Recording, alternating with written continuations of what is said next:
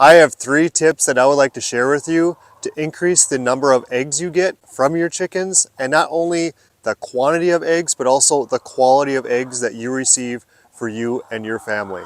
And toward the end of the video, I will also provide you with a bonus tip number 4, so make sure you stick around for that. Tip number 1 is diversifying the food that you feed your chickens. Next to our chicken run, we have our standard layer feed. For most people, your standard layer feed from a local farm store or a big box store even is probably going to be the main source of nutrition that your chickens are going to receive. The standard layer feed we use comes from a local co-op. Everything is milled locally, and we put it in this tray right here so that all the chickens have plenty of room to feed.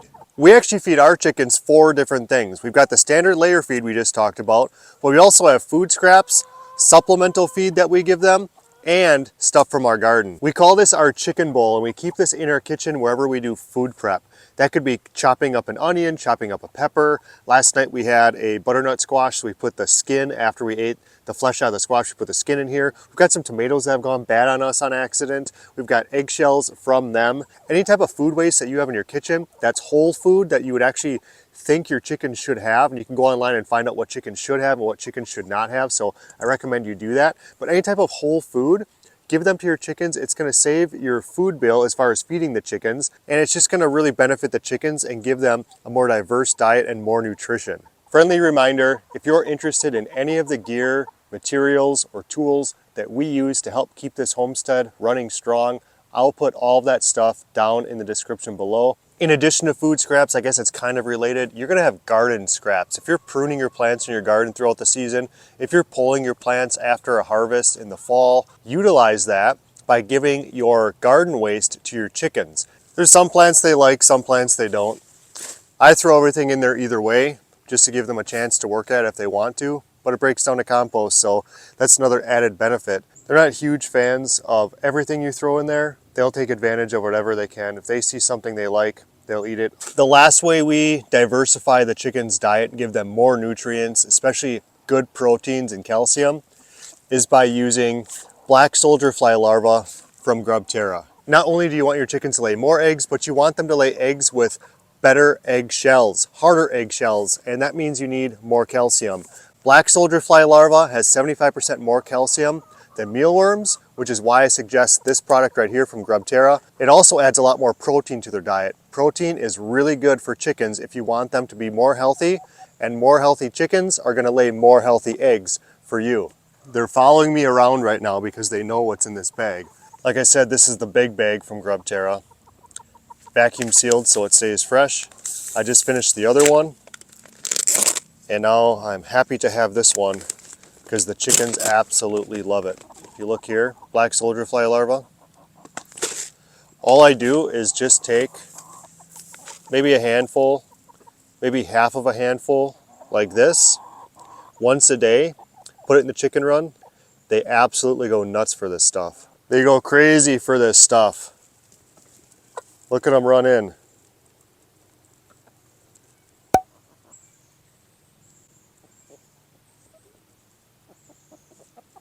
Tip number 2 is making sure your coop and your chicken run are large enough for the amount of chickens you have. 24 foot by 24 foot chicken run. We have 13 hens, and they all seem to be getting along really well because we have enough space. And why is it important to have enough space? Well, if they're crammed, they're going to be getting a little bit more aggressive with one another and start bickering and fighting and feel a lot of pressure. And most importantly, that's going to cause stress, and you want your chickens to have as low stress as possible. Stressed out chickens can sometimes stop laying eggs, or at least have their production go way down. Depending on what you read, who you talk to, what video you watch, you're going to get different opinions on how much space chickens actually need. Here's how you know. If chickens are scratching the ground, a few of them, some of them are up on a perch, some of them are dust bathing, some of them are eating the food you just gave them, some of them are getting a drink of water. It just depends. If there's a diverse amount of activity going on in your chicken run throughout the day, your chickens are generally happy. This coop is 20 square feet. It's 4 feet deep, and on this side it's 5 feet wide. That gives it 20 square feet. I can tell you that you don't need as much room in your coop as people tell you. So I wouldn't get bogged down with the square footage of your coop that much. I would focus on how much room there is for each hen to perch. The general rule is just to take your pinky and your thumb and go like this, and that's how much space the average hen will need. So I want to make sure there's room for 13 hens when I go like this on these perches. 1, 2, 3, 4, 5, 6 comfortably, 7, 8, 9, 10, 11. Then obviously this last perch has plenty of space. So I've got 3 perches and these chickens have plenty of room to perch. Tip number 3, and I think this often gets overlooked, is giving your chickens a variety of things to do.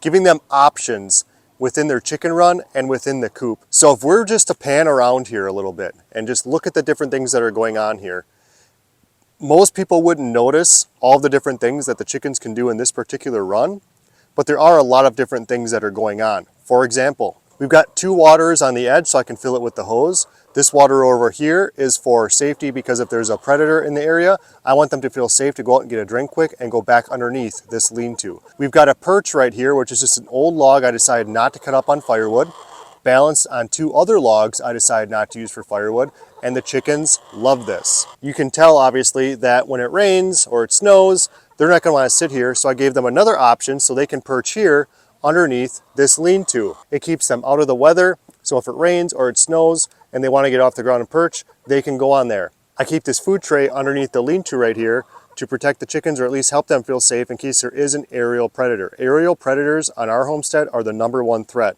This chicken coop was designed on purpose so that there is plenty of space for the chickens to go underneath in case there's a threat of danger. They also go underneath there when it rains. So they have options to go underneath the lean-to, and then they go underneath here when it rains during the day. We have a lot of options to get away from predators here, or at least feel safe from predators, and then also to get out of inclement weather. So an average person isn't going to notice this stuff unless you're a chicken person. If you're a chicken person, you're going to notice where people place their water dishes. You're going to notice where they put their food, what kind of perches they have, how high they are off the ground. Another thing I'd like to point out is that this perch right here gives them a launch point to jump over the fence, which is why the perch is not right here. It's pushed back a little bit. The next tip, bonus tip number 4, may seem really obvious, but there are people that don't pay attention to this one before they purchase their chickens and then they realize they made a mistake. If you're still with me in this video, I really appreciate it. Bonus tip number 4 is purchasing the correct breeds that lay eggs in large quantities to begin with. There are people in this world who purchase chickens because of the way they look or because of the way the eggs look that they lay. I'm here to tell you production is more important. The reason why this homestead is called Together We Harvest is because we're all about having a good bounty, a good harvest at the end of the season or with our livestock or whatever. The first 3 flocks we had were hybrids. Hybrid chickens are designed to lay a lot of eggs. The new flock that we have right now are heritage breeds. We've got Buff Orpington chickens, those are the light brown ones. Partridge Rocks, like Plymouth Rock, but they're a Partridge Rock instead. Those are the dark brown ones. And Delaware hens, those are the white chickens. Many hybrid chicken breeds can lay 300 eggs in 1 year, which is crazy. So if you want a lot of eggs, I would go with hybrid chicken breeds. If you would like a lot of eggs and a more sustainable homestead like we went with heritage breeds because we can breed these chickens, and the Buff Orpingtons, for example, go broody and they can naturally raise their own. There are so many chicken breeds out there, I'm just generally speaking, but most heritage chicken breeds can lay at least 200 eggs a year. Some can lay upwards of 280. Our chicken breeds on average, the 3 breeds I mentioned, the Partridge Rock, the Delaware, and the Buff Orpington, can lay about 250 each year. We currently have 13 hens. If each one actually lives up to that and lays 250 eggs per year, that is a ton of eggs, which ends up being 3,250 eggs. I just calculated that out. I don't expect that to happen, maybe not in their first year, they're still relatively young. Our chickens right now are just starting to lay, they're between 5 and 6 months old.